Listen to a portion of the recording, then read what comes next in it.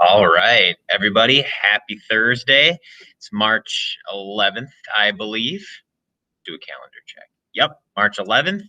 And today is going to be really our last day that we're going to work on content when talking about ancient Rome.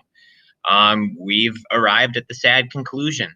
We talked about it earlier this week. There were chinks in the armor. Things were not going all too well for the Romans, especially in considering the money and the gap between the rich and poor in terms of the money they were making. And then yesterday we talked about groups that decided to take advantage of that, groups that were not treated all that well by the Romans when they were a little bit more powerful, and they took revenge on that. So what we're going to do today is pretty simple. I just want to go through a couple things rather than go through the whole reading with you.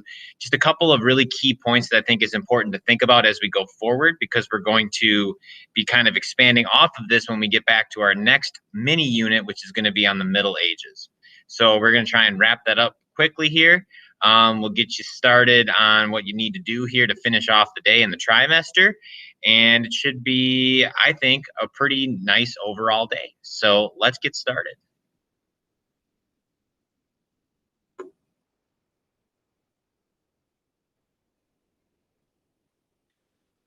So once again, let's talk about these barbarian groups that are moving into Europe and are going to start invading Rome.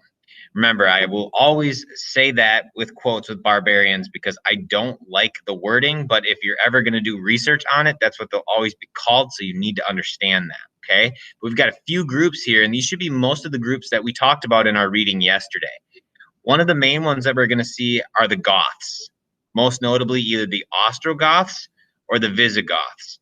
Now, the Visigoths are going to end up attacking Rome. There's a guy named Alaric, who we read about yesterday, who decided to attack Rome itself or hold it for ransom. If they paid him money, he was going to avoid doing it. Well, they didn't pay it because they thought they could fight him off. Didn't work. And the city got sacked, meaning it got attacked. They took money, wealth, riches out of it, and then left it. Now, obviously, Rome would regroup after this, but eventually, too many times this is going to happen over and over again with different groups. The Ostrogoths are going to make one excursion or invasion down here, and then the Huns are also going to do it themselves. Now, the Huns are a really interesting group because they're going to start in Central Asia somewhere. We think it's in present-day Mongolia, but it's hard to tell because they didn't really leave too many artifacts behind for us to find. And when they rode out, they terrorized every other group before them. So if you can see, wherever the Hun arrow is coming, it looks like there's arrows that are branching out in different directions away from them. For whatever reason, they did not get along with the other groups that they came in contact with, whether it was because they were from a different area, if it was because they were very gifted horsemen, as we're about to see here in a second. There are a lot of different theories as to why, but the reason why we see all of these barbarian groups spreading all over Europe is because the Huns rode out of Asia and scared them off. Now, this is a picture of a guy named Attila the Hun. Maybe some of you have heard of. He's one of the scourges of history, meaning he's an enemy of history. And he's somebody who I think is one of the most interesting historical figures that I've ever researched, because in 8 years, he is going to ride out from this Hun capital. He is going to almost take Constantinople, which we remember is the capital of the Eastern Empire and the richest city in the world. But then he's immediately going to change course, according to legend, when he got a letter from the emperor's sister asking him to marry her. So he's going to head to the Western Empire, and he's in the end not successful. But all of the terror that he caused, especially in this spot right here in the fields of Gaul in Chalons, completely destroyed the Roman army in 451. After that, the Romans are just barely clinging on. They're about to lose it at any time, and come 476, they finally do fall in the West, and the Western Roman Empire is no more. It's broken up into a bunch of different areas that are going to be ruled, as we're going to see, by the church. Now, eventually, a new religion is going to rise to power and rise to prestige in the Middle East, and it's going to spread, and it's known as Islam, which is one of the most well-followed or most followed religions in the world to this very day. And as you can see, it almost looks identical to the spot where it looks like the European barbarian invasions are going to end. They're going to stop up here in Spain, and they're going to curl around up into this area in the east. Well, people that follow Islam at this time, it's a really long story, but it's a group that started out here in this place called Mecca, and then they expanded to try to convert people to their religion, would wrap around the southern part of the Mediterranean Sea and up into Spain, which there's still a very large Muslim, which is a name for somebody who follows the faith of Islam. There's a very large Muslim population still in Spain to this very day. So we've got two main areas that are now cut off from the Roman Empire where they used to have influence, up here in Europe and then around the southern part of the Mediterranean with the people that follow Islam. Now, for the places that are going to be conquered by the Goths or by these barbarians in this part of Europe, the Catholic Church, which was given power because of Constantine and other people over time, is going to seem to take control. And they're going to set up all of these places all over Europe called dioceses. Now, during Rome, that would have been a place where they administered their government. Now, that's going to be the name given to the people or to the church that is set up in these different areas all over Europe. And they're going to have some sort of control. So we're going to see power transfer in most of Europe from the Roman Empire to really the church. The Roman Catholic Church is going to dominate Europe for about 1,000 years until somebody comes up with a new idea as to how the Christian faith should be followed. But in the end, it really is interesting. I mean, let's go back to your warm-up here. Was it inevitable that Rome was going to fall no matter what, or was it preventable? My theory is this.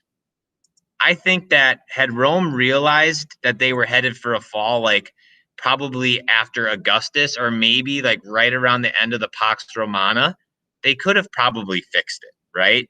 But the problem is that was when issues started to arise, and it didn't really seem like much was done for about 100 years.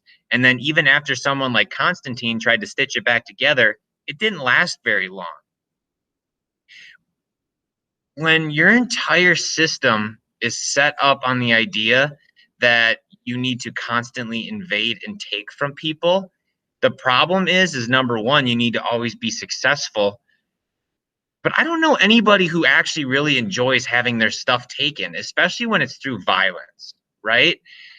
So you have to think that unless the Romans were 100% always successful and administrating perfectly, that eventually it would either get too big or they would make too many enemies to where there's no way they could continue to expand. And that's exactly what happened, right? I mean, even if the barbarians didn't invade, Rome was already struggling to begin with because they weren't expanding anymore.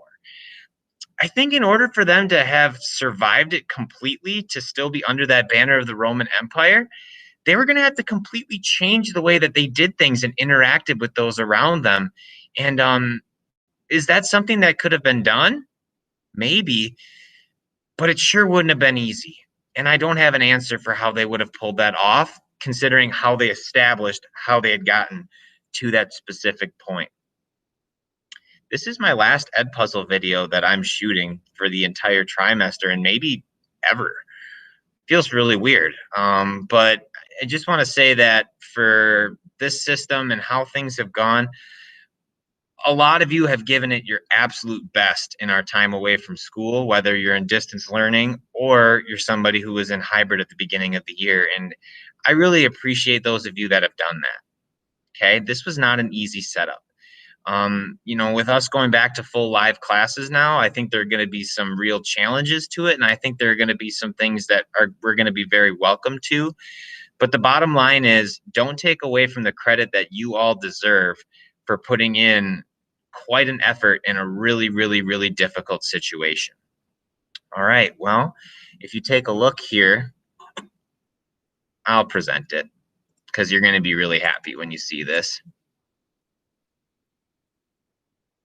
You don't have an exit ticket today. And maybe some of you saw that before you came in here. You do have a weekly assessment that's going to be posted at 2:58 today. So I want you to remember that. But other than that, I want you to just prepare for that. And if you have any questions as to what's coming up on that weekly assessment, hop on over to my office hour. But other than that, have a great rest of your day, great rest of your week. Make good choices. And we'll see all of you live on Monday for the start of a new system of learning. Take care, everyone.